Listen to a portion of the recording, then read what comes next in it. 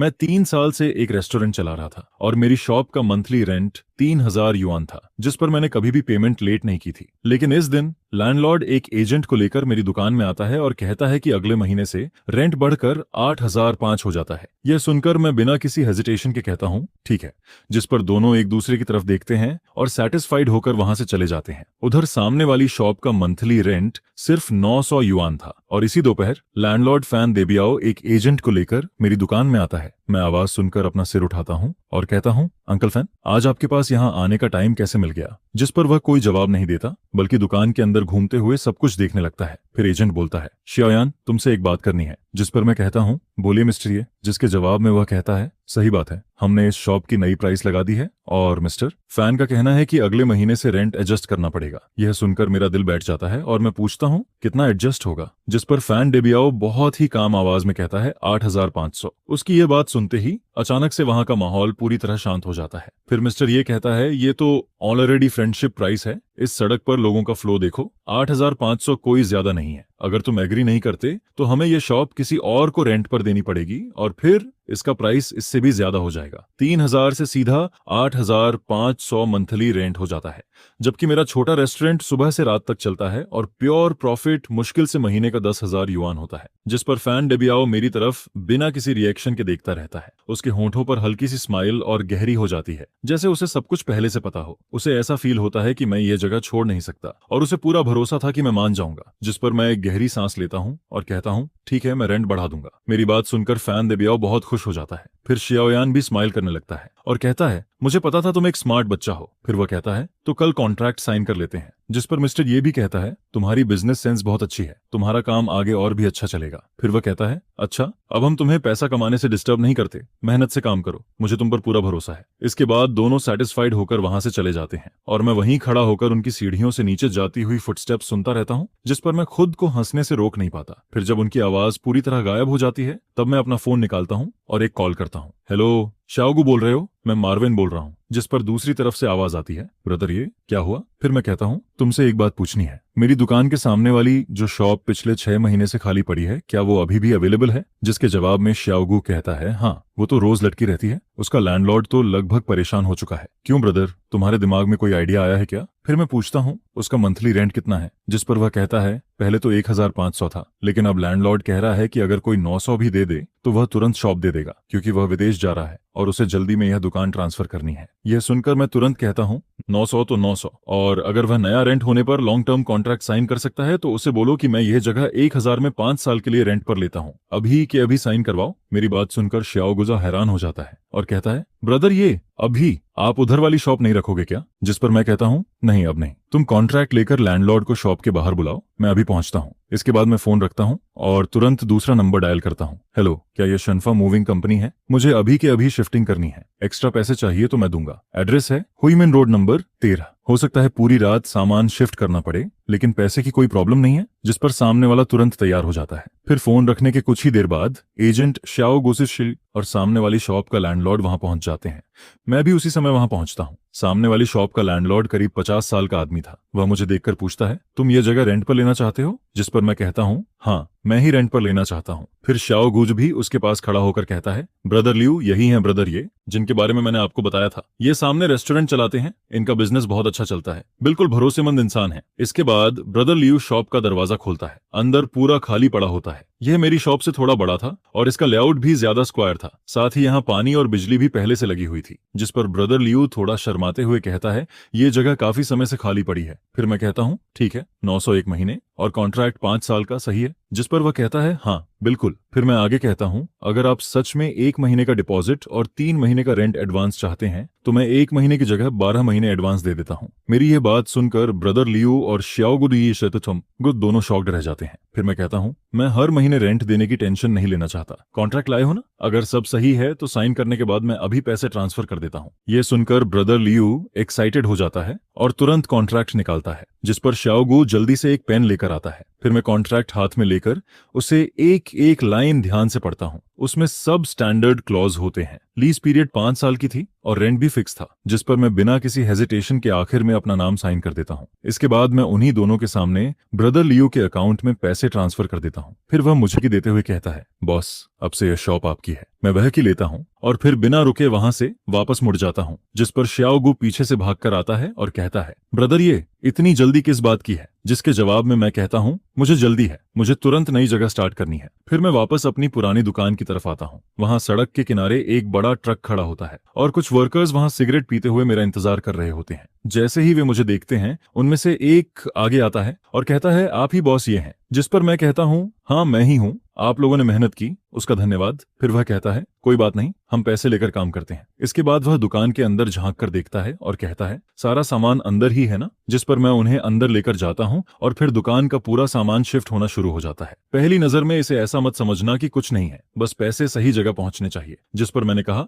Brothers शुरू हो जाओ। फिर वर्कर्स तुरंत काम में लग जाते हैं।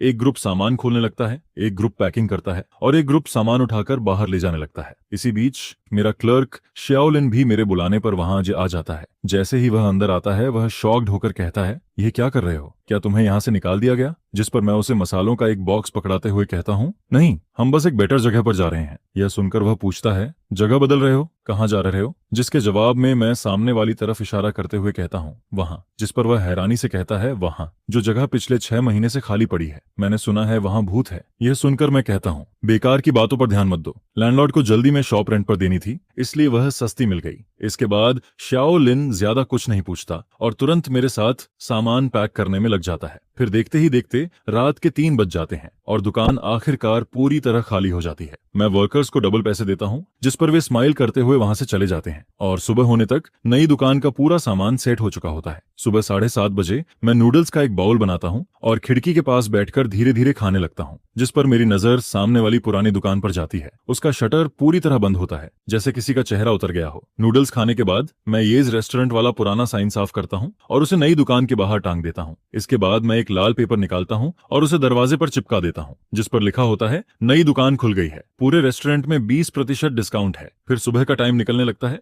लेकिन सामने वाली दुकान का शटर अब तक नहीं खुलता। कुछ देर बाद अचानक वहां से शटर उठने की आवाज आती है, जिस पर फैन डेबियाओ शटर ऊपर करता है और फिर अंदर देखते ही पूरी तरह स्टंड रह जाता है, क्योंकि अंदर कुछ भी नहीं होता। वह यकीन नहीं कर पाता और तुरंत दुकान के अंदर भागता है। फिर वह पूरा चक्कर लगाता है और दोबारा बाहर निकल आता है। इसके बाद वह अपना फोन निकालता है। ऐसा लगता है जैसे वह मुझे कॉल करना चाहता हो, लेकिन तभी वह सिर उठाकर सड़क के उस पार देखता है और उसकी नजर मुझ पर पड़ती है। मैं अपनी नई दुकान के बाहर खड़ा होता हूँ, हाथ में गर्म चाय का कप लिए हुए, और उसे बिल्कुल शांत होकर देख रहा होता हूँ। जिस पर उसकी नजर धीरे धीरे मेरे सिर के ऊपर लगे पुराने साइन पर जाती है और फिर दरवाजे पर लगे उस लाल पेपर पर टिक जाती है। यह देखकर उसका चेहरा वहीं का वहीं जम जाता है। इसी बीच मेरी नई दुकान का पहला कस्टमर आ जाता है। वह पास वाली कॉलोनी में रहने वाली आंटली होती है। वह हर सुबह मेरे यहाँ नूडल्स खाने आती है। आंटली मेरी नई दुकान को देखकर हैरान हो जाती है और कहती है, श्योये, तुम यहाँ शिफ्ट हो गए? जिस पर मैं स्माइल करते हुए कहता हूँ, हाँ आंटली, यहाँ जगह ज्यादा बड़ी है और आज 20% डिस्काउंट भी है, लेकिन आपके लिए वही पुराना रेट रहेगा।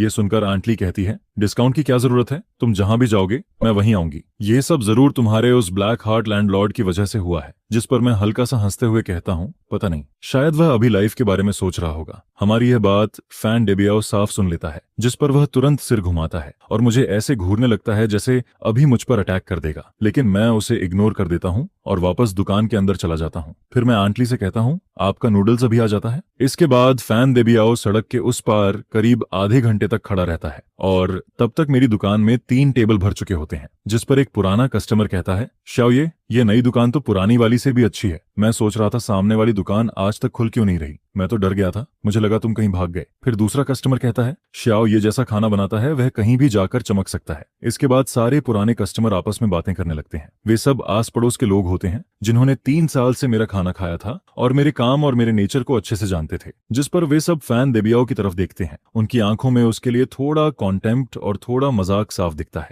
आखिरकार फैन देबियाओ खुद को रोक नहीं पाता। वह गुस्से से भरा चेहरा लेकर सड़क पार करता है और सीधे मेरी नई दुकान की तरफ आने लगता है। यह देखकर जो लोग खाना खा रहे होते हैं वे भी अपने चॉपस्टिक्स नीचे रख देते हैं और दुकान का माहौल अचानक से टेंस हो जाता है। शाओलिन थोड़ा घबरा जाता है, लेकिन मैं उसे चिंता न करने का इशारा करता हूँ। फिर फैन देबियाओ मेरे सामने आकर रुकता है, जिस पर मैं कहता हूँ, अंकल फैन, क्या बात है? उसका चेहरा गुस्से से पूरा लाल हो चुका होता है। फिर वह दांत पीसते हुए कहता है, तुमने मेरे साथ बहुत गंदी चाल चली है, तुमने मुझे बेवकूफ बनाया है। जिस पर मैं बिल्कुल शांत होकर कहता हूँ, मैंने तुम्हें कैसे बेवकूफ बनाया? ये तो तुमने ही कहा था अगर मैं एग्री नहीं करता तो यहाँ से चला जाऊं। अब मैं चला गया तो तुम्हें क्या प्रॉब्लम है? यह सुनकर वह गुस्से में कहता है, तुमने ठीक नहीं किया, हमने बात पक्की कर ली थी। जिसके जवाब में मैं कहता हूँ, तुम लोगों ने मुझे पहले बेवकूफ बनाने की कोशिश की। पहली बात, हमने कोई नया कॉन्ट्रैक्ट साइन नहीं किया था, और दूसरी बात, तुम एक एजेंट को लेकर आए थे ताकि मुझ पर प्रेशर डाल सको। अब तुम मुझसे लॉजिक की बात कर रहे हो, क्या तुम्हें यह खुद अजीब नहीं लग रहा? मेरी यह बात सुनकर दुकान में बैठे कस्टमर भी बोलना शुरू कर देते हैं। एक आदमी कहता है, ओल्ड वांग,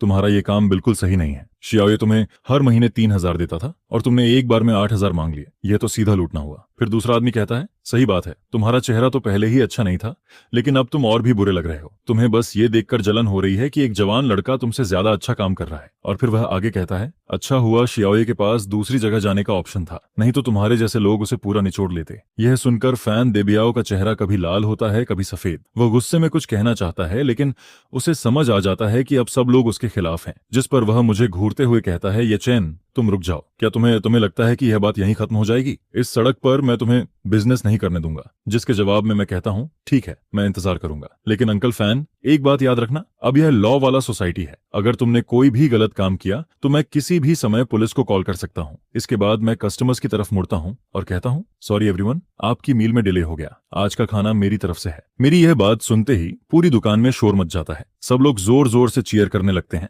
और फैन देबियाओ दरवाजे पर खड़ा रह जाता है। उसने कुछ सेकंड तक लाइट जलाई रखी और आखिर में घिन से भरा हुआ चेहरा बनाकर कार में बैठ जाता है। फिर एक्सीलरेटर पर जोर से पैर मारता है और वहां से निकल जाता है। मैं उसकी कार को सड़क के मोड़ पर गायब होते हुए देखता रहता हूँ और फिर मेरे चेहरे की स्माइल धीरे धीरे वापस गायब हो जाती है। मुझे पहले से पता था कि फैन देबियाओ इतनी आसानी से ये बात नहीं छोड़ेगा, वह जरूर कोई गंदी चाल चलेगा। जिस पर मैं वापस पीछे वाले कमरे में जाता हूँ। वहां बर्तन में ब्रथ धीरे धीरे उबल रहा होता है और उसे देखते हुए मेरी आंखें धीरे धीरे ठंडी होने लगती हैं। फिर मैं मन ही मन कहता हूँ, जो भी करना है कर लो, अगर खेल खेलना है तो मैं भी आखिर तक खेलूंगा। नई दुकान का बिजनेस बहुत तेज चलने लगता है और इसी वजह से मेरी छोटी सी दुकान अचानक से इंटरनेट पर फेमस चेक इन पॉइंट बन जाती है, जिस पर कई दिनों तक दुकान पूरी तरह भरी रहती है। शाओलिन इतना बिजी हो जाता है कि उसे सांस लेने का भी टाइम नहीं मिलता। फिर मजबूरी में मैं एक आंट को काम पर रखता हूँ जो कस्टमर्स को खाना सर्व करती है, तब जाकर हम किसी तरह काम संभाल पाते हैं। उधर उस दिन बुरी तरह बेइज्जत होकर जाने के बाद फैन देबियाओ दोबारा कभी मेरी दुकान के सामने दिखाई नहीं देता, लेकिन मैंने सुना था कि उसने अपनी पुरानी शॉप फिर से एजेंट को दे दी है और इस बार वह उसका रेंट 10,000 युआन मांग रहा है। जिस पर एजेंट भी हैरान हो जाता है, लेकिन फैन देबियाओ को पूरा यकीन होता है कि अगर मेरा बिजनेस इतना अच्छा चल सकता है तो यह जगह भी इतनी ही कीमती है। उसे ऐसा फील होता है कि जल्दी ही कोई दूसरा आदमी आएगा और मेरी तरह वह भी उस दुकान को लेने के लिए तैयार हो जाएगा। लेकिन कई दिन बीत जाते हैं और उन दिनों में उसकी शॉप देखने तक कोई नहीं आता। वहां किसी एक इंसान की परछाई तक नहीं दिखती, जिस पर मुझे लगने लगता है कि वह इसी तरह बेवकूफ बना रहेगा। लेकिन तभी नई मुसीबत खुद चलकर मेरे पास आ जाती है। सबसे पहले शाओलिन दौड़कर मेरे पास आता है और घबराकर कहता है, ब्रदर यी, आपने सुना? जिस पर मैं पूछता हूँ, क्या हुआ? फिर वह कहता है, बाहर लोग रूमर फैला रहे हैं कि हमारे रेस्टोरेंट का खाना साफ नहीं है। यह सुनकर मैं पूछता हूँ, किसने कहा? जिसके जवाब में शाओलिन कहता है, आज कई पुराने कस्टमर मुझसे पूछने आए थे। पास वाली ग्रोसरी शॉप वाला जो शेन हर जगह जाकर बोल रहा है कि हम सबसे सस्ता और घटिया मीट इस्तेमाल करते हैं, और फिर वह यह भी कह रहा है कि हम जो ऑयल इस्तेमाल करते हैं वह गटर से निकाला हुआ रिसाइकिल्ड ऑयल है। फिर शाओलिन गुस्से में कहता है, जोशन ऐसा अपने आप नहीं कर सकता। उसका फैन देबियाओ की वाइफ के साथ बहुत अच्छा रिलेशन है, दोनों साथ में महाजोंग खेलते हैं। और कुछ लोग तो ये भी बोल रहे हैं कि आपको फैन देबियाओ ने नहीं निकाला, बल्कि आप कई महीनों का रेंट नहीं दे पाए, इसलिए उसने आपको भगा दिया। और लोग ये भी कह रहे हैं कि आपका कैरेक्टर अच्छा नहीं है। ये सुनकर शाओलिन और ज्यादा गुस्से में आ जाता है और कहता है, इतनी बेकार बातें कौन मानेगा, ये तो बहुत ज्यादा हो गया। लेकिन मैं सब सुनकर समझ जाता हूँ, फैन देबियाओ खुद सामने आने की हिम्मत नहीं कर रहा, इसलिए उसने अपनी वाइफ को आगे कर दिया है। और इस तरह की गंदी चाल सिर्फ वही लोग सोच सकते हैं। जिस पर उसी दोपहर फैन देबियाओ की वाइफ शी युफेन खुद मैदान में उतर आती है। वह सड़क के किनारे छोटी छोटी दुकानों के सामने खड़ी होकर अपनी कुछ जान पहचान वाली औरतों को साथ लेकर हर जगह मेरे बारे में बुरा बोलने लगती है। फिर वह जोर जोर से कहती है, अरे मैं तुम्हें बताती हूँ, उस रेस्टोरेंट वाले पर बिल्कुल भरोसा मत करना, उसके इंग्रेडिएंट्स सब सड़े हुए होते हैं। वह सब्जी मंडी से फेंकी हुई सब्जियां उठाकर लाता है और उसकी दुकान भी मेरी थी। हमने उस पर दया करके उसे जगह दी थी, लेकिन उसने पूरी दुकान गंदी और खराब कर दी। फिर वह रेंट भी नहीं देता था और आखिर में चुपचाप भाग गया। उसकी यह बात सुनकर कुछ ऐसे लोग जो सच नहीं जानते थे वे रुक जाते हैं और क्यूरियोसिटी में मेरी दुकान की तरफ देखने लगते हैं। उसी समय मेरी दुकान में भी कुछ कस्टमर खाना खा रहे होते हैं और यह सब सुनकर उनके चेहरे भी थोड़े खराब हो जाते हैं, जिस पर श्याओलिन का गुस्से से चेहरा सफेद पड़ जाता है। फिर वह एक झाड़ू उठाता है और बाहर भागने लगता है। वह गुस्से में कहता है, ब्रदर मैं अभी जाकर उससे लड़ता हूँ, लेकिन मैं उसे पकड़कर वापस खींच लेता हूँ और कहता हूँ, अगर तुम उससे लड़ोगे तो तुम सीधे उसके ट्रैप में फंस जाओगे। वह तो यही चाहता है कि हम उससे सड़क पर झगड़ा करें और बात को बड़ा बना दें ताकि हमारी रेपुटेशन खराब हो जाए। जिस पर श्याओलिन पूछता है, तो फिर क्या करें, क्या हम उसे ऐसे ही बोलने दें? मैं शांत होकर कहता हूँ, वह अभी जितना ज्यादा बोलेगी बाद में उतनी ही बुरी तरह गिरेगी। इसके बाद मैं अपना मोबाइल निकालता हूँ और शे युफेन की तरफ कैमरा करके वीडियो रिकॉर्ड करना शुरू कर देता हूँ। मैं पूरे 5 मिनट तक उसकी वीडियो रिकॉर्ड करता हूँ। उस वीडियो में शे युफेन जोर जोर से मेरे खिलाफ झूठी बातें बना रही होती है और उसके साथ खड़े कुछ दूसरे शॉप वाले भी उसकी बातों में और मसाला डाल रहे होते हैं। फिर मैं फोन वापस रखता हूँ और दुकान में बैठे कस्टमर्स की तरफ देखकर कहता हूँ, मुझे यकीन है कि मेरे पुराने कस्टमर जानते हैं कि बाहर जो बातें कही जा रही हैं वह सब झूठ है और नए लोगों को भरोसा दिलाने के लिए मैं कल एक इवेंट रख रहा हूँ। सासरा हूँ, कल दोपहर ठीक 12 बजे हमारी किचन आधे घंटे के लिए सबके लिए खुली रहेगी। मैं चाहता हूँ कि आप सब अंदर आकर खुद देखें कि हम कौन सा राइस, कौन से नूडल्स, कौन सा ऑयल और कौन सा मीट इस्तेमाल करते हैं। मेरी दुकान में हर चीज साफ है और मैं पूरी ऑनेस्टी के साथ काम करता हूँ। मेरी यह बात सुनकर एक पुराना कस्टमर कहता है, शाओये हमें तुम पर पूरा भरोसा है, कल मैं जरूर आऊंगा। फिर दूसरा आदमी कहता है, और मैं अपने पड़ोसियों को भी साथ लाऊंगा ताकि उन लोगों को दिखा सकें कि असली साफ सफाई किसे कहते हैं। जिस पर दुकान का माहौल अचानक से गर्म हो जाता है और सभी लोग मेरा सपोर्ट करने लगते हैं। उधर सड़क के उस पार खड़ी शे युफेन हमें देखकर गुस्से में मुंह बनाती है और फिर अपनी औरतों को लेकर वहां से चली जाती है। मैं उसकी दूर जाती हुई पीठ को देखता हूँ और मेरे होंठों पर हल्की सी ठंडी स्माइल आ जाती है। फिर मैं मन ही मन कहता हूँ, शे युफेन फैन देबियाओ, तुम्हें लगता है कि यह सब यहीं खत्म हो गया? असली खेल तो अभी बाकी है। और अगले दिन मेरी किचन ओपन इवेंट पूरी सड़क पर सबसे बड़ी खबर बन जाती है। मैं पहले ही कई दर्जन लीफलेट छपवा चुका होता हूँ और उन लीफलेट पर कुछ ज्यादा नहीं लिखा होता, बस एक लाइन लिखी होती है,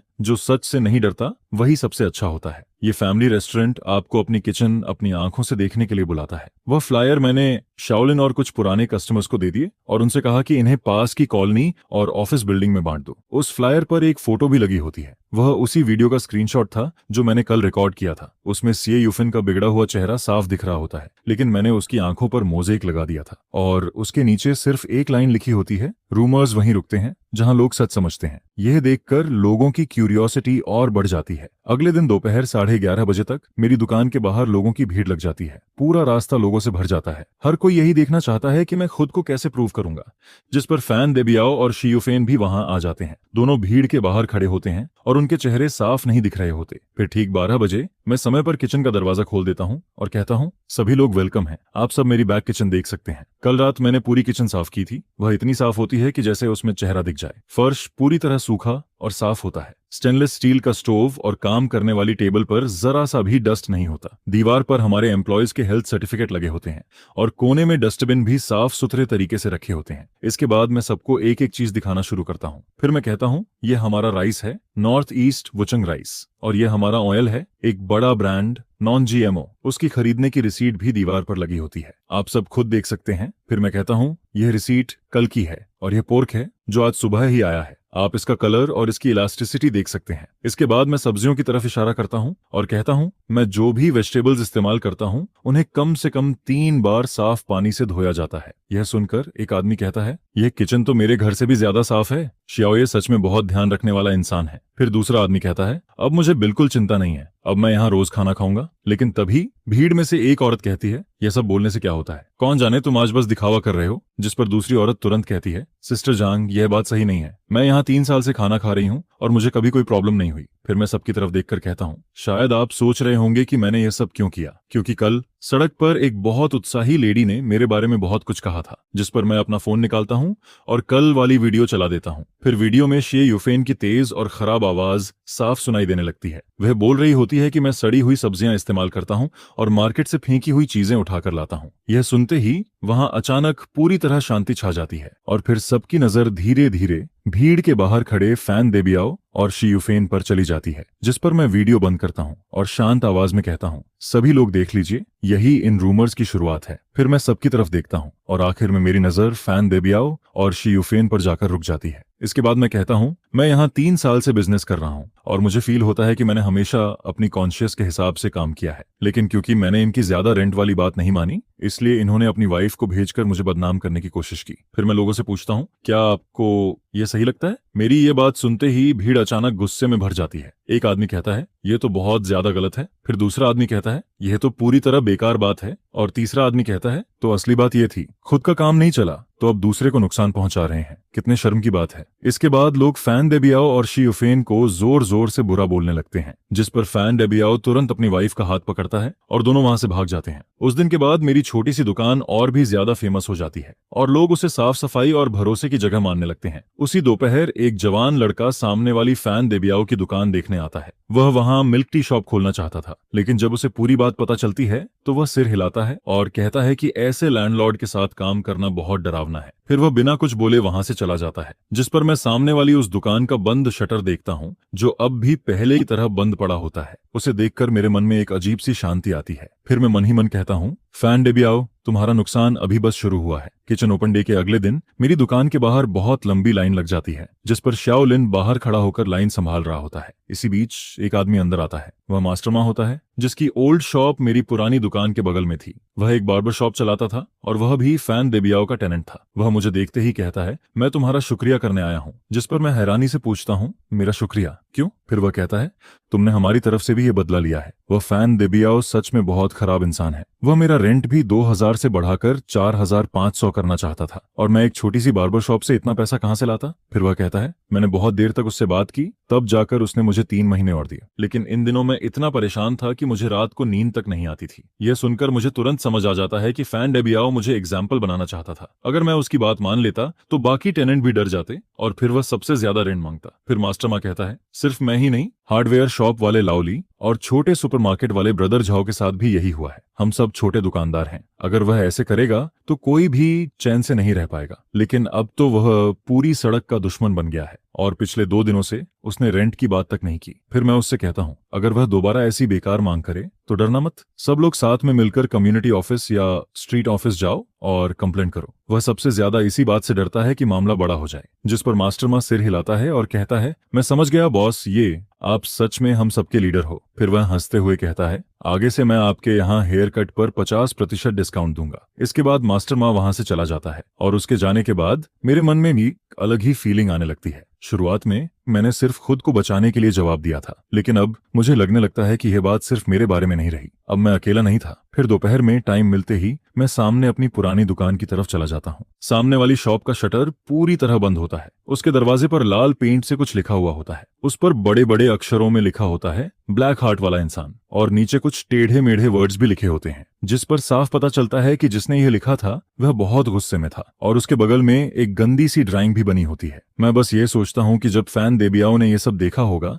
तब उसका चेहरा कैसा हुआ होगा। इसके बाद अगले कुछ दिनों में उसकी शॉप पूरी सड़क पर मजाक बन जाती है। फिर मैंने सुना कि उसने रेंट वापस घटाकर 3000 युआन कर दिया, लेकिन इसके बाद भी उसकी दुकान देखने कोई नहीं आता। जिस पर वह आदमी जो इतने सालों से सिर्फ हाउसेस कलेक्ट करके पैसा कमाता था, अब अपनी ही शॉप खाली देखकर परेशान होने लगता है। और जब उसकी शॉप रेंट पर नहीं जाती और उसका नाम पूरी तरह खराब हो जाता है, तब उसे अपनी गलती का एहसास होने लगता है। मुझे लगा था कि अब वह यहीं रुक जाएगा, लेकिन मैं यह नहीं समझ पाया था कि एक इंसान कितना नीचे गिर सकता है। एक रात जब मैं देर रात दुकान बंद करने वाला होता हूँ, तभी शाओलिन दौड़ते हुए आता है। वह घबराकर कहता है, ब्रदर, गड़बड़ हो गई। मैं अभी कूड़ा फेंकने गया था और मैंने फैन देबियाओ को बाहर फोन पर बात करते हुए सुना। जिस पर मैं पूछता हूँ, क्या बोल रहा था? फिर शाओलिन कहता है, वह कह रहा था कि वह हमारी शिकायत करेगा। यह सुनकर मैं पूछता हूँ, किस बात की शिकायत? जिसके जवाब में वह कहता है, वह बोल रहा था कि हमारी हाइजीन ठीक नहीं है और फूड सेफ्टी में प्रॉब्लम है, और फिर वह यह भी कह रहा था कि ऊपर उसके जानने वाले लोग हैं और वह हमें सबक सिखाएगा। यह सुनकर मैं दुकान के बाहर आता हूँ और थोड़ी दूर एक कोने में फैन डेबियाओ को फोन पर गुस्से से बात करते हुए देखता हूँ। उसका चेहरा बहुत खराब होता है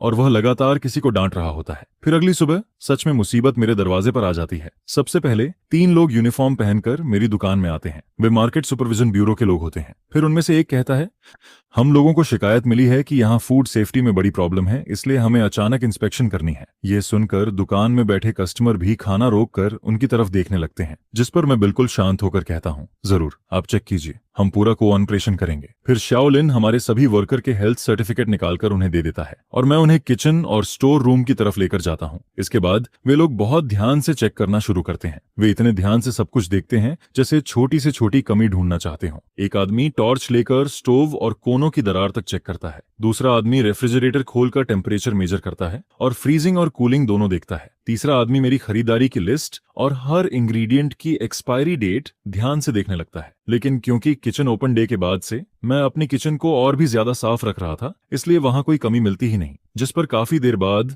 उनमें से एक आदमी कहता है, आपकी हाइजीन पूरी तरह नियमों के हिसाब से है, हम इसकी रिपोर्ट बना देंगे। और फिर वह कहता है, आगे भी इसे ऐसे ही मेंटेन रखना। जिसके जवाब में मैं कहता हूँ, धन्यवाद, हम जरूर ध्यान रखेंगे। उनके जाने के कुछ ही देर बाद फिर कुछ और लोग दुकान के अंदर आते हैं। इस बार वे फायर डिपार्टमेंट के लोग होते हैं। फिर उनमें से एक आदमी कहता है, हमें शिकायत मिली है कि यहाँ फायर सेफ्टी की सुविधा पूरी नहीं है और इमरजेंसी एग्जिट ब्लॉक है। यह सुनकर मुझे तुरंत समझ आ जाता है कि कोई जानबूझकर यह सब कर रहा है। जिस पर मैं फिर से आगे बढ़कर कहता हूँ, मैं ऑनर हूँ, आप लोग जो चेक करना चाहते हैं कर सकते हैं। इसके बाद फायर डिपार्टमेंट वाले भी तुरंत अपना काम शुरू कर देते हैं। वे फायर एक्सटिंग्विशर की प्रोडक्शन डेट और प्रेशर तक चेक करते हैं। फिर वे देखते हैं कि इमरजेंसी एग्जिट के सामने कुछ रखा तो नहीं है और यहाँ तक कि स्मोक अलार्म भी चेक करते हैं। काफी देर बाद उनमें से एक आदमी कहता है, फायर सेफ्टी कोई मजाक नहीं होती, लेकिन आपने यहाँ बहुत अच्छा काम किया है, ये सच में तारीफ के लायक है। मैं अभी उन्हें थैंक यू भी नहीं कह पाता। तभी दुकान के बाहर फिर से हलचल होती है। फिर कोई बाहर से आवाज देता है, क्या यहाँ ये फैमिली रेस्टोरेंट है?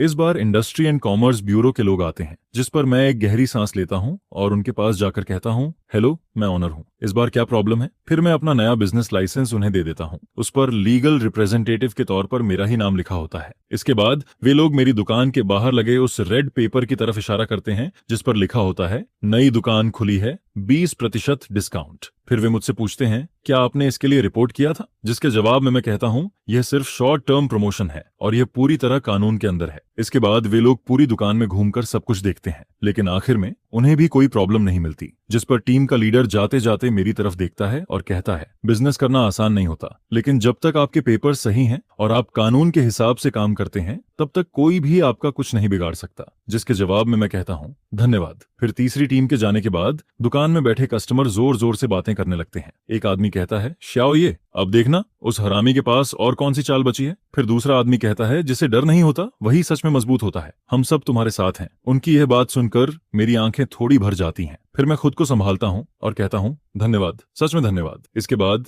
जब यह पूरा मामला खत्म होता है तो मेरा बिजनेस कम होने की जगह और भी बढ़ जाता है, क्योंकि एक ही सुबह में मेरी दुकान पर 3 अलग अलग डिपार्टमेंट इंस्पेक्शन के लिए आए थे और हर जगह में पूरी तरह सही निकला। ये बात फिर पूरी सड़क पर खबर बन जाती है और अब मेरी छोटी सी दुकान सिर्फ साफ और भरोसे वाली जगह नहीं रहती, बल्कि लोग उसे एक एग्जाम्पल की तरह देखने लगते हैं। फिर लोग मजाक में कहने लगते हैं कि श्याओ, ये कि दुकान में खाना खाने से पहले 3 बार चेकिंग होती है, यहाँ खाना अपने घर से भी ज्यादा सेफ है। यह सुनकर उसी दोपहर मैं कुछ पोस्टर छपवाने का फैसला करता हूँ। फिर मैं कुछ बड़े बड़े पोस्टर बनवाता हूँ और उन पर सबसे बड़े अक्षरों में लिखवाता हूँ, market supervisor, administration for industry and commerce की फायर ब्रिगेड और administration for industry and commerce के लीडर्स का मैं गर्मजोशी से वेलकम करता हूँ। जिसके बाद मैं सबके सामने कहता हूँ कि अथॉरिटी डिपार्टमेंट्स की सख्त रिव्यू के बाद हमारी स्टोर ने food safety, fire safety, legal operation और बाकी सभी चीजों में पूरी तरह स्टैंडर्ड्स को मीट किया है, जिस पर बेसमेंट में एक छोटी सी लाइन भी ऐड कर दी गई है। इसके बाद मैं कहता हूं कि सभी लोग यहां आकर टेस्ट कर सकते हैं और फिर मैं इस पोस्टर को अपनी स्टोर के दरवाजे पर सबसे ज्यादा दिखाई देने वाली जगह पर लगा देता हूं, जिस पर मैं वो वाला बैनर भी हाथ में पकड़ लेता हूं जिस पर लॉ एनफोर्समेंट नोटाराइजेशन और लोगों की प्रॉस्पेरिटी लिखा होता है। फिर मैं ढोल नगाड़ों के साथ उसे लेकर सड़क पर निकल जाता हूं और सब लोगों के सामने उनका शुक्रिया करता हूं कि उन्होंने मेरे जैसे छोटे बिजनेस का इतना ध्यान रखा। रखा, जिस पर उन्हें भी पता होता है कि इसके पीछे का छोटा सा खेल क्या है। लेकिन जब वो इतने सारे नेबर्स को वहां खड़ा देखते हैं तो वो सिर्फ मुस्कुराकर इस प्रॉस्पेरिटी को एक्सेप्ट कर पाते हैं, जिस पर उन्हें मजबूरी में हंसते हुए मेरे यूनिक प्रोडक्ट को क्रॉस करना पड़ता है और मुझे एक्सीलेंट मर्चेंट का रिप्रेजेंटेटिव बनाना पड़ता है। इसके बाद मैं पूरी सिचुएशन को उल्टा घुमा देता हूँ और पूरी सड़क पर तहलका मच जाता है, जिसे देखकर हर कोई पूरी तरह शॉक्ड रह जाता है और फिर इतनी जोर से हंसने लगता है कि लोग हंसते हंसते दोहरे हो जाते हैं। यह सब देखकर ऐसा लगता है जैसे वैन डेबियाओ का चेहरा जमीन पर घिस रहा हो और फिर एन भी जमीन पर बार बार हाथ रगड़ता रहता है। उसने पैसे खर्च करके कुछ लोगों को मेरी फैक्ट्री में भेजा था, लेकिन जिसकी वजह से मुझे फ्री में ऑथोरिटेटिव सर्टिफिकेशन मिल जाता है, जिस पर वही चीज मेरे लिए प्रमोशन का सबसे बड़ा हथियार बन जाती है। इसके ज्यादा समय बाद नहीं, मुझे पता चलता है कि इंडस्ट्रियल एंड कमर्शियल ऑफिसेस ने वैन डेबियाओ को बहुत सख्त वार्निंग दी है। उन्होंने साफ कह दिया कि अगर उसने दोबारा अपनी रिपोर्ट करने की पावर का गलत यूज किया, मैलिशियस तरीके से लोगों को परेशान किया और पब्लिक रिसोर्सेज वेस्ट किए, तो उसके खिलाफ कानून के हिसाब से एक्शन लिया जाएगा। जिसके बाद फैन डेबियाओ पूरी सड़क पर मजाक बन जाता है। उसका नाम और उसका ब्लैक हार्टेड और बेशर्म होना दोनों एक साथ जुड़ जाते हैं, जिस पर शिए यूफेन पहले तो यह सब बर्दाश्त नहीं कर पाती और फिर अपना पूरा गुस्सा फैन डेबियाओ पर निकालने लगती है। मैं कई बार उनके घर के सामने से गुजरता हूँ और हर बार ऊपर से सुपरवाइजर की चीखने की आवाज और चीजें फेंकने की आवाज सुनाई देती है, जिस पर शिए यूफेन चिल्लाकर कहती है, फैन डेबियाओ, आखिर में तुम मुझे बर्बाद करके छोड़ोगे। मैं एक दिन के लिए भी बाहर नहीं निकल पा रही हूँ, तुमने मेरी पूरी इज्जत खत्म कर दी है। फिर वो और गुस्से में कहती है, क्या ये तुम्हारा आइडिया नहीं था? मैं भी बाहर वाली स्नेक वुमन की तरह अंधी बन गई थी और अब देखो क्या हो गया, मेरा नाम तक खराब हो गया। बेवकूफ, मैं भी कितनी स्टूपिड थी। अगर तुम रेंट के लालच में नहीं पड़ते तो क्या आज यह सब होता? जिस पर फैन डेबियाओ बाहर अपनी बेइज्जती झेल चुका होता है और घर में भी सीधा खड़ा नहीं हो पाता। फिर वो हर दिन पागलों की तरह शराब पीना शुरू कर देता है, जिसके बाद वो हर दिन नशे में धुत रहता है और उसकी आंखें दिन पर दिन और ज्यादा डरावनी लगने लगती हैं, जिस पर मास्टर माँ और बाकी लोग भी अब मेरे साइड में आने लगते हैं। जबकि फैन डेबियाओ उन्हें अपने साथ रखने की कोशिश करता है, लेकिन फैन डेबियाओ कुछ भी नहीं कर पाता।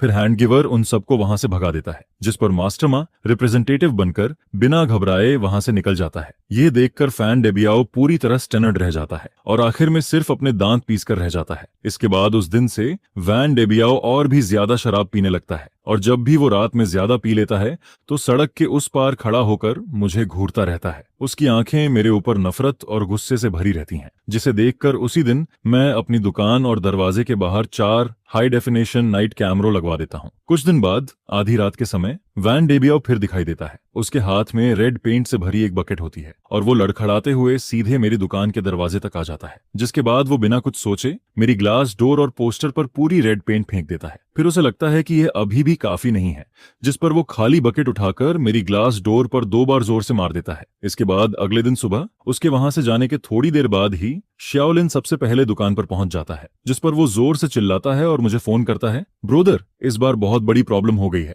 यह सुनकर मैं तुरंत भागता हुआ वहां पहुंचता हूं और शाओलिन को गुस्से से कांपते हुए देखता हूं। फिर वो कहता है, ये जरूर फैन डेबियाओ उस बस्टर्ड का काम है, वो हद से ज्यादा बलिंग कर रहा है, हमें तुरंत पुलिस को कॉल करना चाहिए। जिस पर मैं कहता हूं, अभी टेंशन मत लो, तुम कुछ आंटिस्ट को बुलाकर यह जगह साफ करवाओ, थोड़ा ज्यादा पैसा लग जाए तो भी कोई बात नहीं, लेकिन दुकान खुलने से पहले सब कुछ पहले जैसा दिखना चाहिए। जिस पर शाओलिन पूछता है, ब्रोदर, क्या इस बार भी इसे ऐसे ही छोड़ देंगे? फिर मैं उसकी तरफ देखकर कहता हूं, कैसे पॉसिबल है? तुम पहले बाऊजी जाओ, बाकी सब मुझ पर छोड़ दो। ये कहने के बाद मैं वापस दुकान में चला जाता हूं और पिछली रात की सर्विलांस वीडियो निकालता हूं, जिसमें साफ दिखाई देता है कि उसने पेंट फेंका, दरवाजा तोड़ा और फिर गुस्से वाले चेहरे के साथ वहां से भाग गया। पूरा प्रोसेस हाई प्रिसीजन कैमरा में बहुत साफ रिकॉर्ड हो जाता है। खासकर जब वो पेंट फेंकने के बाद ऊपर देखता है तो उसका पूरा चेहरा सामने आ जाता है, जिस पर मैं मन ही मन कहता हूं, फैन डेबियाओ, मैं इस मौके का बहुत लंबे समय से इंतजार कर रहा था और इस बार मैं तुम्हें पलटने का एक भी मौका नहीं दूंगा। फिर मैं सर्विलांस वीडियो का सबसे खतरनाक हिस्सा काट लेता हूं और उसके सामने से रिकॉर्ड हुए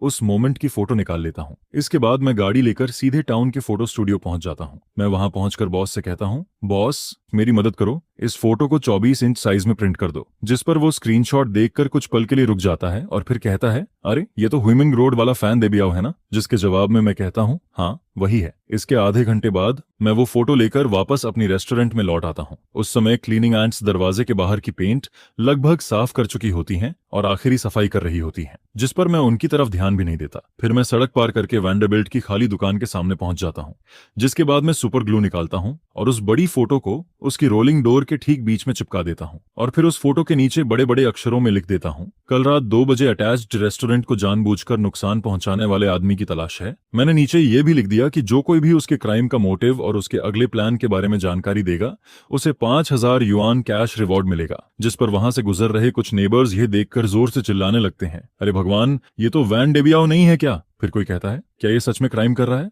देखो तो सही, इतने समय बाद इसके क्राइम वाली फोटो इसके अपने घर के दरवाजे पर लगी हुई है। अब तो इसे अपनी इज्जत की भी परवाह नहीं रही। जिस पर यह खबर पंख लगाकर पूरे इलाके में फैल जाती है और आधे घंटे से भी कम समय में वैन डेबियाओ की दुकान के सामने लोगों की भीड़ लग जाती है। सब लोग खड़े होकर हंस रहे होते हैं, बातें कर रहे होते हैं और उसे देखकर मजाक उड़ा रहे होते हैं। जिस पर इस समय तक वैन डेबियाओ की रेपुटेशन पूरी तरह खराब हो चुकी होती है। और उसी समय मैं धीरे से अपना फोन निकालता हूँ और 110 डायल कर देता हूँ। फिर मैं कहता हूँ, हेलो पुलिस स्टेशन, मैं कंप्लेंट करना चाहता हूँ। कल रात किसी ने मेरी दुकान को जानबूझकर तोड़ा है। मेरे पास पूरी सर्विलांस फुटेज है और मैंने सस्पेक्ट की पहचान भी कर ली है। जिसके जवाब में सामने से कहा जाता है, ठीक है, आप वेट कीजिए। और फिर करीब 10 मिनट बाद 2 हैट वाले अंकल वहां पहुंच जाते हैं।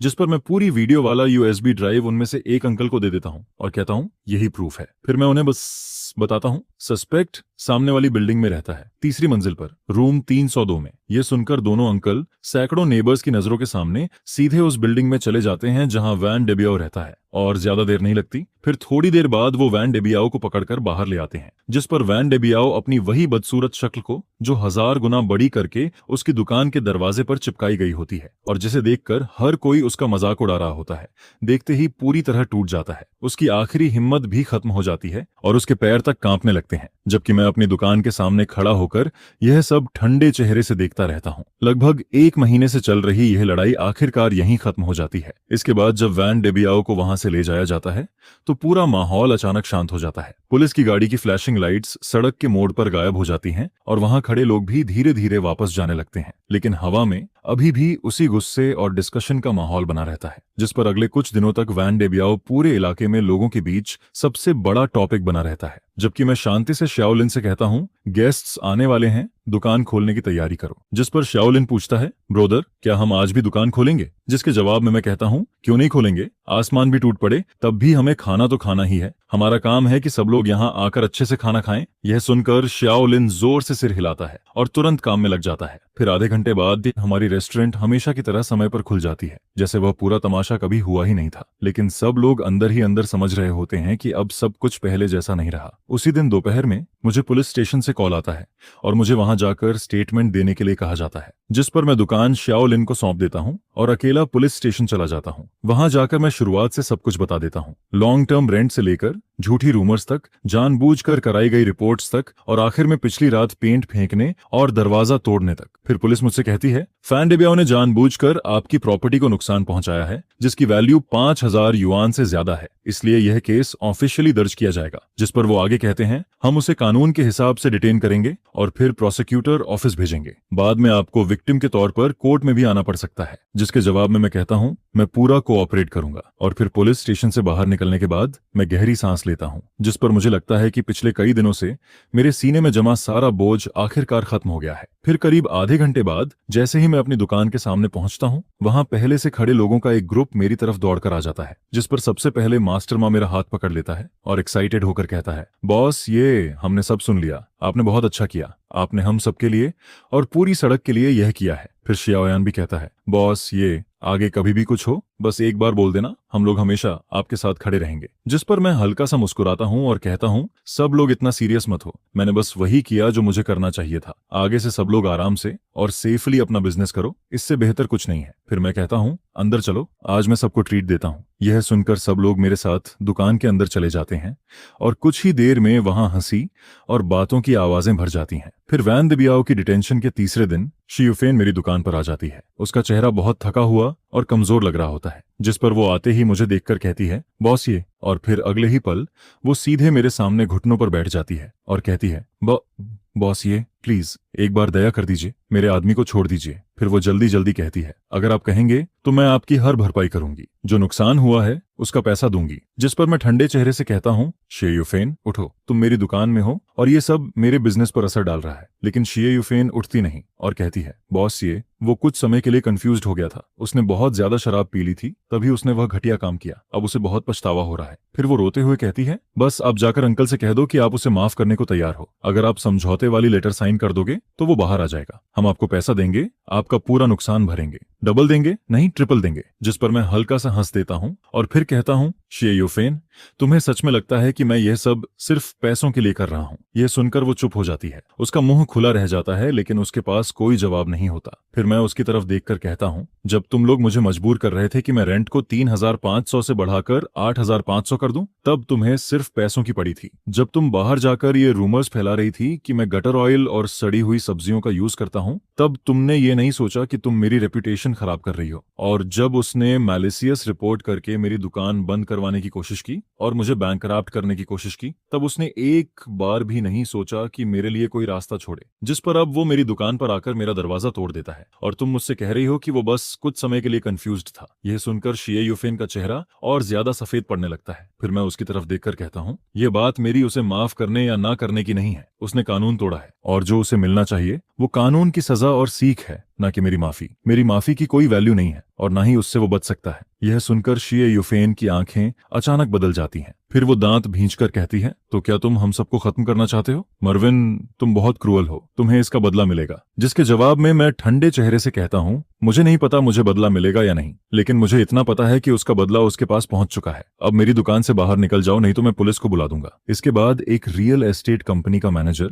जो हमेशा मेरी दुकान पर आता रहता था, खुद मेरे पास आता है। फिर वो कहता है, बॉस ये क्या आपको इंटरेस्ट है कि आप अपनी रेस्टोरेंट हमारी नई प्रॉपर्टी में खोलें? हमने चेंगडोंग में एक नया कमर्शियल प्लाजा डेवलप किया है जो अगले साल ओपन होगा। आपकी कुकिंग स्किल और आपका कैरेक्टर दोनों हमें बहुत पसंद है। जिस पर वो आगे कहता है, हम आपको सबसे अच्छी जगह देना चाहते हैं और सबसे अच्छा रेंट भी आपके लिए रखा गया है। यह सुनकर मेरे सामने जैसे एक नया रास्ता खुल जाता है। एक नई ब्रांच खोलना, अपनी रेस्टोरेंट को एक ब्रांड बनाना और एक बिल्कुल नई दुनिया में कदम रखना, सब कुछ जैसे मुझे बुला रहा होता है। 1 महीने बाद वैन डेबियाओ को जानबूझकर प्रॉपर्टी डैमेज करने के जुर्म में गिल्टी ठहरा दिया जाता है और उसे 8 महीने की जेल की सजा मिल जाती है। जिसके बाद वैन डेबियाओ की दुकान और उसका घर बाहर से आए एक इन्वेस्टर खरीद लेते हैं और उसकी प्रॉपर्टी की प्राइस मार्केट प्राइस से लगभग 30% कम होती है। उसी समय उसकी पुरानी दुकान के बाहर स्कैफोल्डिंग लग चुकी होती है और अंदर वर्कर्स लगातार काम कर रहे होते हैं। हर तरफ हथौड़े और मशीनों की आवाज गूंज रही होती है। जिस रोलिंग डोर पर पहले पेंट फेंका गया था और जिस पर वो बड़ी फोटो लगी थी, उसे हटा दिया गया होता है और उसकी जगह अब एक नई ग्लास और वुडन वॉल लगाई जा रही होती है, जिस पर साफ दिखाई देता है कि वैन डेबियाओ का दौर अब खत्म हो चुका है। जबकि मेरी नजरें अब चेंगडोंग न्यू कमर्शियल प्लाजा की तरफ बढ़ चुकी होती हैं। उस प्रोजेक्ट की फाइल मेरे ड्रॉर में रखी होती है और इन दिनों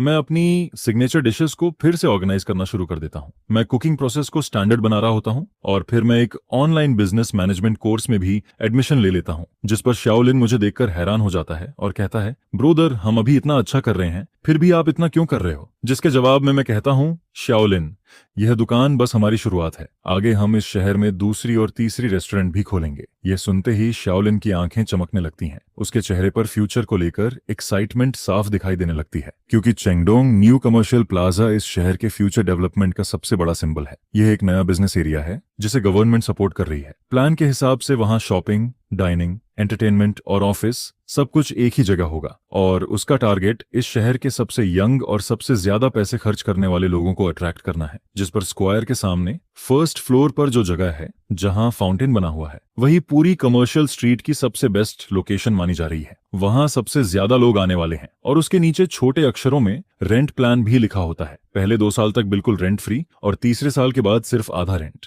जिस पर मैनेजर चेन मुझसे कहता है, उन्हें सिर्फ आपकी कुकिंग नहीं पसंद आई, उन्हें आपकी रेप्यूटेशन भी पसंद आई है और उस पूरे हंगामे के दौरान आपने जो स्टबर्ननेस और स्मार्टनेस दिखाई थी, वही उन्हें सबसे ज्यादा पसंद आई। उन्हें आपके जैसे ऐसे मर्चेंट की जरूरत है जिसके पास अपनी स्टोरी हो और जिसके बारे में लोग बात करें, क्योंकि आपकी रेस्टोरेंट अब एक तरह से इस इलाके की पहचान बन चुकी है। लेकिन मेरे दिल में यह बात साफ होती है कि चाहे यह एक अपॉर्चुनिटी हो, लेकिन ह्यूमन रोड पर मैं नेबर्स की सपोर्ट और 3 साल में कमाए गए भरोसे के दम पर यहां तक पहुंचा हूं। अब एक नई जगह पर, नए बिजनेस एनवायरनमेंट में जहां लोग ज्यादा पिकी होंगे और कंपटीशन भी बहुत ज्यादा होगा, वहां मुझे फिर से सब कुछ शुरू करना पड़ेगा। और सबसे बड़ा सवाल यह होता है कि मैं अपनी रेस्टोरेंट को कैसे कॉपी करूं, क्योंकि मेरी सबसे बड़ी ताकत यह है कि हर डिश का टेस्ट, हर मसाले का रेशियो मेरे दिमाग और मेरे हाथों में है। लेकिन अगर मुझे नई ब्रांच खोलनी है तो मुझे अपने हाथों की स्किल को एक ऐसे सिस्टम में बदलना पड़ेगा जिसे कोई भी सीख सके, कॉपी कर सके और उसी तरह फॉलो कर सके, जिस पर मैं हर डिश को डिटेल में लिखना शुरू कर देता हूं। कितनी क्वांटिटी में इंग्रेडिएंट्स डालने हैं, सब्जी कितनी बड़ी काटनी है, किस ऑर्डर में कुकिंग करनी है, कितनी देर तक पकाना है और आखिर में सॉस का एक स्पून कब डालना है, सब कुछ। मैं हर चीज की एग्जैक्ट क्वांटिटी लिखता हूं। कुछ चीजों को तौल कर रखा जाता है और कुछ डिशेस के लिए टाइमर तक यूज किया जाता है। यह देखकर शाओलिन हैरान होकर कहता है, ब्रोदर, क्या आप केमिस्ट्री एक्सपेरिमेंट कर रहे हो? जिसके जवाब में मैं हंसकर कहता हूं, आज से तुम मेरे पहले स्टूडेंट हो। आगे चलकर मैं ये पुरानी दुकान तुम्हें सौंप दूंगा और तुम्हें इसी स्टैंडर्ड के हिसाब से बिल्कुल मेरे जैसा सेम टेस्ट बनाना सीखना होगा। ये सुनते ही शाओलिन की आंखों में एक अलग ही चमक आ जाती है। फिर वो उन पेजेस को हाथ में पकड़कर जोर से सिर हिला देता है। लेकिन सिर्फ स्टैंडर्डाइजेशन काफी नहीं है, मुझे ऐसे नए शेफ्स भी चाहिए जो पूरी किचन को संभाल सकें, क्योंकि किसी भी रेस्टोरेंट की फाउंडेशन शेफ जितनी ही इंपॉर्टेंट होती है। जिस पर मैं इंडस्ट्री में आने वाली रिक्रूटमेंट इन्फॉर्मेशन पर ध्यान देना शुरू कर देता हूं और अपने कुछ फूड सप्लायर्स से भी कहता हूं कि अगर कोई अच्छा आदमी मिले तो मुझे बताएं। उस समय चेंगडोंग की कंस्ट्रक्शन साइट पर हर तरफ ऊंचे टावर क्रेन और स्कैफोल्डिंग लगे हुए होते हैं। हवा में सीमेंट और मिट्टी की स्मेल फैली होती है, लेकिन मैं कंस्ट्रक्शन साइट के सामने खड़ा होकर उस बिल्डिंग को देखता रहता हूं जो धीरे धीरे शेप ले रही होती है। और उसे देखकर मेरे दिल में भी एक नई गर्मी उठने लगती है, क्योंकि वैन डेबियाओ मुझे खत्म करना चाहता था, लेकिन गलती से उसी ने मेरे लिए एक बड़ी दुनिया का दरवाजा खोल दिया और मेरी जिंदगी अब उस ऊंचाई की तरफ बढ़ रही होती है जिसके बारे में मैंने कभी इमेजिन भी नहीं किया था। 1.5 महीने बाद मैं ऑफिशियली चेंगडोंग न्यू कमर्शियल प्लाजा के डेवलपर के साथ दूसरी लीज साइन कर देता हूं और साइनिंग वाले दिन मैनेजर चेन खुद वहां मौजूद होता है और साथ में कुछ लोकल मीडिया वालों को भी बुलाता है, जिस पर मैनेजर चेन सबके सामने कहता है, बॉस, ये ह्यूमन रोड का नाम है, ये एक लोकल बिजनेस है और इनकी स्टोरी हमारे समय के छोटे लोगों की स्पिरिट को दिखाती है। जिसके बाद जब ये न्यूज बाहर जाती है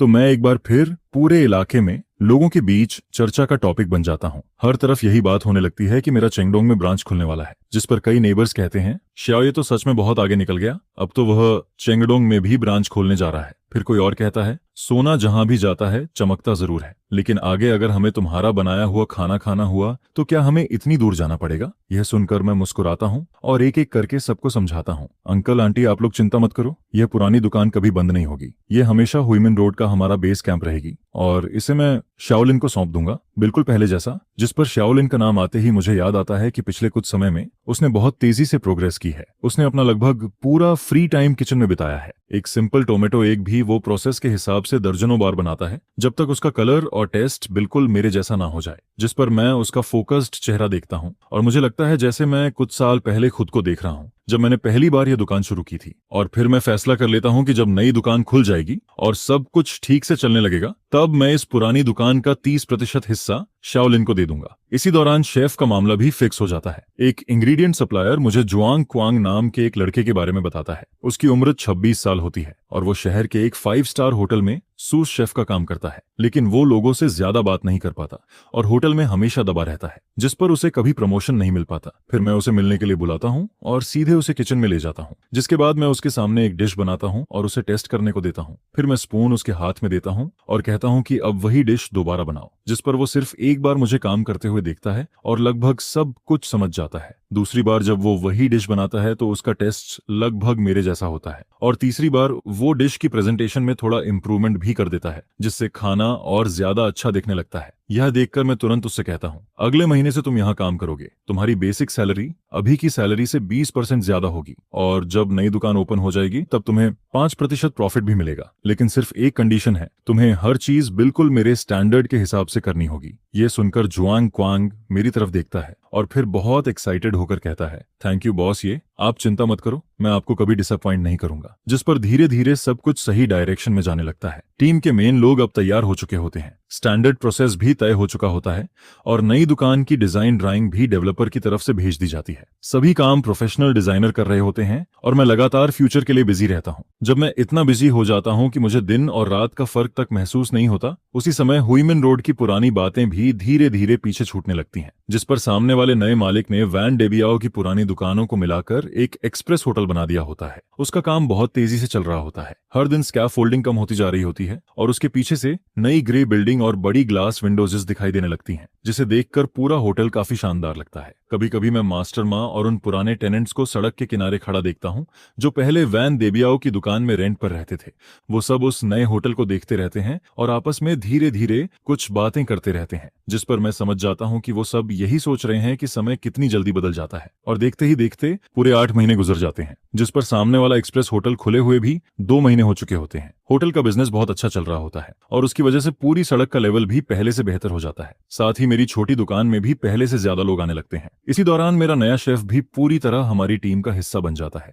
वो न सिर्फ मेरे बनाए हुए स्टैंडर्ड प्रोसेस को पूरी तरह फॉलो करता है, बल्कि अपने 5 स्टार होटल के एक्सपीरियंस से किचन मैनेजमेंट को भी और बेहतर बना देता है, जिस पर हमारी काम करने की स्पीड पहले से काफी बढ़ जाती है। और श्याओलिन भी अब वह पुराना लड़का नहीं रहता जो हर समय मुझे भाई कहकर पीछे पीछे घूमता था। अब वह खुद बहुत कॉन्फिडेंट हो चुका होता है। उसी समय चेंगडोंग न्यू कमर्शियल प्लाजा का कंस्ट्रक्शन भी आखिरी स्टेज में पहुंच जाता है और मेरी नई दुकान की डेकोरेशन भी तेजी से शुरू हो जाती है। साथ ही मैं येजिया रेस्टोरेंट का ट्रेडमार्क भी रजिस्टर करवा देता हूं और एक कैटरिंग कंपनी भी बना लेता हूं ताकि बिजनेस को और बड़ा किया जा सके। एक दिन मैं वॉल के साथ अगले सीजन के नए डिशेस के बारे में बात कर रहा होता हूं, तभी मेरी नजर अचानक एक ऐसे आदमी पर पड़ती है जो जाना पहचाना भी लगता है और अजनबी भी। वो वैन डेबियाओ होता है जो अब जेल से बाहर आ चुका होता है, जिस पर श्याओलिन मेरी नजर का पीछा करता है और फिर धीरे से कहता है, ब्रोदर ये वो आदमी। लेकिन मैं उसकी बात बीच में ही रोक देता हूँ और कहता हूँ, वो अब सिर्फ एक पुराना नेबर है, चलो आगे बात करते हैं। फिर मैं मेन्यू की तरफ देखकर कहता हूँ, मुझे लगता है इस क्रिस्पी टोफू में सॉस की मिठास थोड़ी और बढ़ानी चाहिए। और फिर नई दुकान के ओपनिंग वाले दिन चेंगडोंग कमर्शियल प्लाजा भी ऑफिशियली पहली बार खुलता है। पूरे स्क्वायर में रंग बिरंगे फ्लैग्स लगे होते हैं और हर तरफ इतनी भीड़ और हलचल होती है कि पूरा माहौल बहुत लाइवली लगने लगता है। स्टोर के एंट्रेंस से लेकर पूरे स्क्वायर के बीच तक रेड कारपेट बिछा हुआ होता है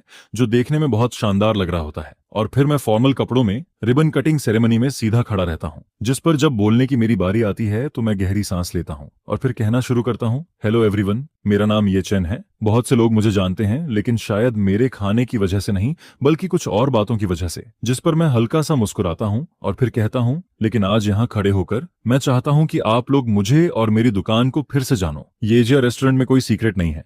यहाँ सिर्फ 2 चीजें हैं, पहली कॉन्शियंस और दूसरी टेस्ट बमारिगोस। हुईमन रोड की उस छोटी सी दुकान से जहाँ सिर्फ 7 टेबल थे लेकर आज चेंगडोंग की इस नई दुकान तक, ये दोनों चीजें कभी नहीं बदलेंगी। Thank you. सुबह 10:18 पर रिबन कटिंग खत्म हो जाती है और नई दुकान का दरवाजा ऑफिशियली खुल जाता है, जिसके बाद कस्टमर्स एक के बाद एक अंदर आने लगते हैं। किचन के अंदर एक जैसे यूनिफॉर्म पहने हुए 8 शेफ्स अपने अपने काम में लगे रहते हैं। कोई काट रहा होता है, कोई इंग्रेडिएंट्स तैयार कर रहा होता है, कोई कुकिंग कर रहा होता है और कोई डिश सर्व कर रहा होता है, जिस पर पूरा किचन एक मशीन की तरह परफेक्टली काम कर रहा होता है। और जो स्टैंडर्ड प्रोसेस मैंने पहले बनाया था वही अब उनके हाथों का सबसे बड़ा हथियार बन चुका होता है, जिस पर कोई भी गलती नहीं होती। फिर आवाज आती है, A3 टेबल के लिए signature braced pork, B5 table के लिए क्रिस्पी टोफू और हैंड ऑन कैबेज। जिसके बाद किचन के अंदर सब कुछ बहुत शांति और तेजी से होता है और कुछ ही देर में गर्मा गर्म डिशेस कस्टमर्स की टेबल पर पहुंचने लगती हैं। फिर यूनिफॉर्म पहने वेटर मुझे एक टेबल से दूसरी टेबल तक लेकर जाते हैं और मैं पूरे हॉल में घूमते हुए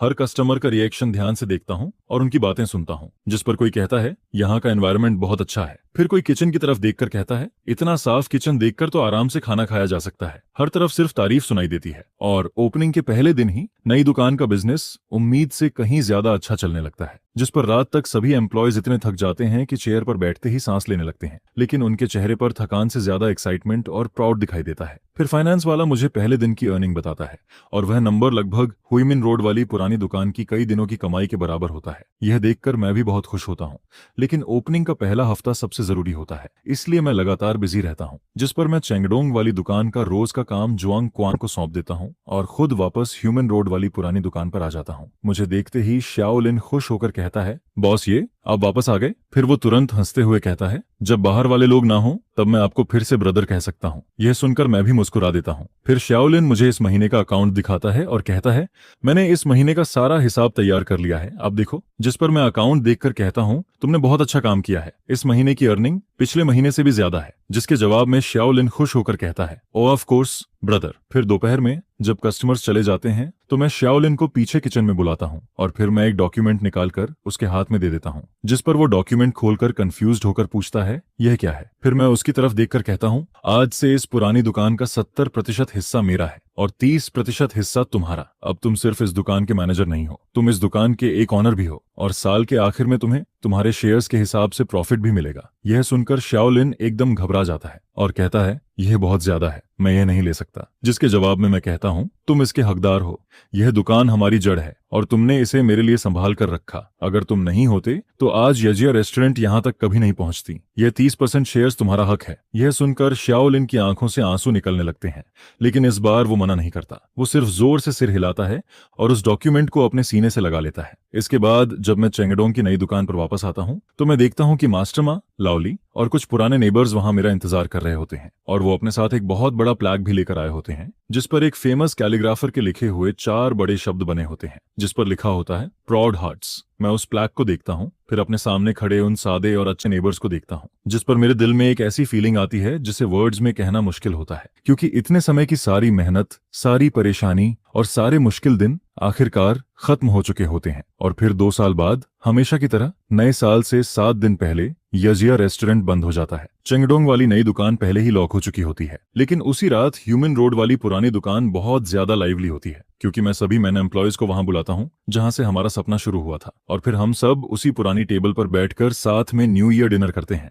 टेबल पर हर तरह का खाना रखा होता है, जिस पर श्याओलिन, जो अब एक स्मार्ट और कॉन्फिडेंट बॉस बन चुकी होती है, फिर भी इस समय एक छोटी लड़की की तरह एक्साइटेड होकर सबको मेरे दिए हुए रेड एनवेलप्स बांट रही होती है। वहीं दूसरी तरफ जुआंग क्वांग भी बहुत दिनों बाद आराम करता दिखाई देता है। वो सबके साथ बैठकर हंस रहा होता है, मजाक कर रहा होता है और थोड़ी शराब पीकर उसका चेहरा भी लाल हो चुका होता है, जिस पर हम सब बस एक साथ बैठे रहते हैं और पिछले साल की बातों के बारे में बात करते हैं, फिर आने वाले साल के सपनों के बारे में भी सोचते हैं। पूरे माहौल में बहुत खुशी होती है, क्योंकि इन 2 सालों में यजिया रेस्टोरेंट एक छोटी सी दुकान से बढ़कर एक बड़ा नाम बन चुकी होती है। हुईमिन रोड वाली मेन स्टोर और चेंगडोंग वाली फ्लैगशिप स्टोर के अलावा शहर के साउथ और वेस्ट में हमारी तीसरी और चौथी ब्रांच भी अब अच्छी तरह चल रही होती है और हर दुकान का बिजनेस बहुत अच्छा होता है, जिस पर मेरी फूड कंपनी भी अब एक बड़े और साफ ऑफिस में शिफ्ट हो चुकी होती है, जहां फाइनेंस, स्टाफ और मार्केटिंग की पूरी प्रोफेशनल टीम काम कर रही होती है। और अब मैं वह आदमी नहीं रहता जो पहले सब कुछ अकेले करता था। मैं उस आदमी से,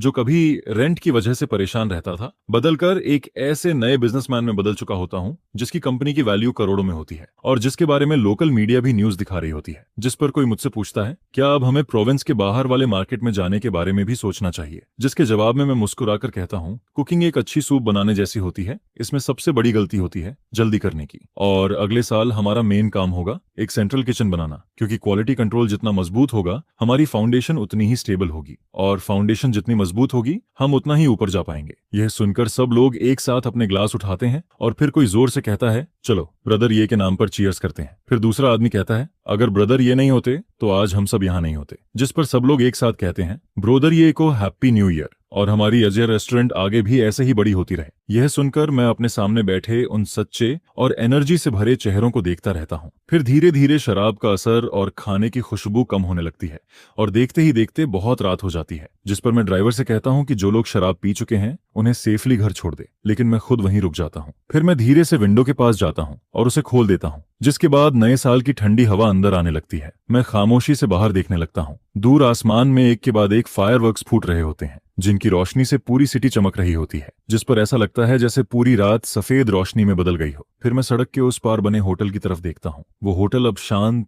साफ और मॉडर्न दिखाई देता है। फेस्टिवल की लाइट्स में वो और भी अलग लग रहा होता है, लेकिन वहां अब वैन डेबियाओ का कोई नाम, कोई निशान नहीं बचा होता, जिस पर ऐसा महसूस होता है जैसे वह आदमी और उसके साथ जुड़ी सारी पुरानी बातें कभी यहाँ थी ही नहीं। 3 साल पहले मैं इसी जगह खड़ा होकर हर महीने 5000 युआन रेंट बढ़ने की चिंता कर रहा था और अपने लैंडलॉर्ड की वजह से पूरी तरह फंस चुका था। लेकिन 3 साल बाद मैं इसी जगह पर खड़ा होता हूँ और मेरे पास 4 रेस्टोरेंट्स और एक बड़ी केटरिंग कंपनी होती है, जिस पर मुझे समझ आता है कि मुझे यहाँ तक नफरत या गुस्से ने नहीं पहुंचाया, बल्कि मुझे यहाँ तक लाया मेरे टेस्ट पर भरोसे ने, मेरी कॉन्शियंस ने और उस लाइफ के लिए प्यार ने, जो सबसे मुश्किल समय में भी कभी खत्म नहीं हुआ। फिर मैं बाहर चमकते हुए फायरवर्क्स को देखता हूँ, जिस पर मेरे चेहरे पर धीरे धीरे एक मुस्कान आ जाती है और मेरा दिल पूरी तरह शांति और खुशी से भर जाता है।